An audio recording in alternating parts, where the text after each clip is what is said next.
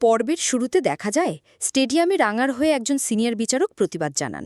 তিনি স্পষ্ট বলেন, রাঙামতি যদি খেলতে না পারে তবে ঘরের বাকি প্রতিযোগীদের খেলা বাতিল হবে। এই সিদ্ধান্তে বাকিরা সম্মত হয় এবং রাঙা সুযোগ পায়। খেলার সময় তার বাবার কথা, বৃন্দা সার্থকীর অপমান সব মনে পড়লেও রাঙা দৃঢ় লক্ষ্য স্থির করে। প্রথম রাউন্ডেই দারুণ স্কোর করে এবং দ্বিতীয় রাউন্ডেও প্রতিযোগীদের ছাড়িয়ে যায়। অন্যদিকে বসু কুটিরে বৃন্দা ঘোষণা করে, এইবারই এখন থেকে বৃন্দার সার্থকীর, কারণ নবরণ নিজের হাতে তাদের নামে সব সম্পত্তি লিখে দিয়েছে। একলব্য রেগে গিয়ে সার্থকীকে মারতে চায়, তবে ময়না আর অঙ্কুর থামায়। সভ্য অবাক হয়ে বৃন্দাকে প্রশ্ন করে, তুমি কি করে এই জালিয়াতি করলে?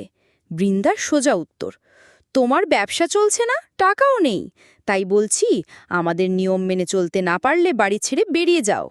একলব্য বলে সে পুলিশের কাছে যাবে। বৃন্দা পাল্টা হুমকি দেয়, প্রমাণ ছাড়ে কিছুই হবে না। আহিরি প্রতিবাদ করলে বৃন্দা তাকেও চুপ করিয়ে দেয়।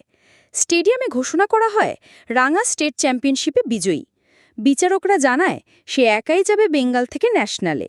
রাঙা খুশিতে লাফিয়ে ওঠে, কোচকে জড়িয়ে ধরে, তবে একলব্যের অনুপস্থিতি তাকে খারাপ লাগায়। সত্যজিৎ সান্ত্বনা দিয়ে বলে, বাড়িতে গেলে ভিডিও দেখে সকলেই গর্বিত হবে।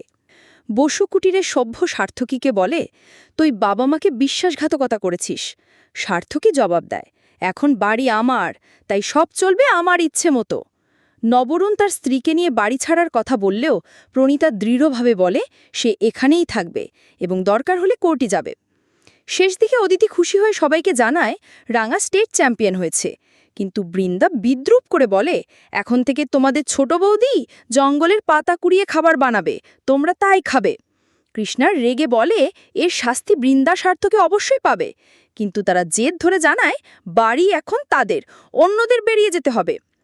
তো দর্শক, এই ছিল রাঙামতি তীরন্দাজ ধারাবাহিকের আজকের আপডেট। পরবর্তী আপডেট সবার আগে পেতে আমাদের চ্যানেলটি এখনই সাবস্ক্রাইব করুন।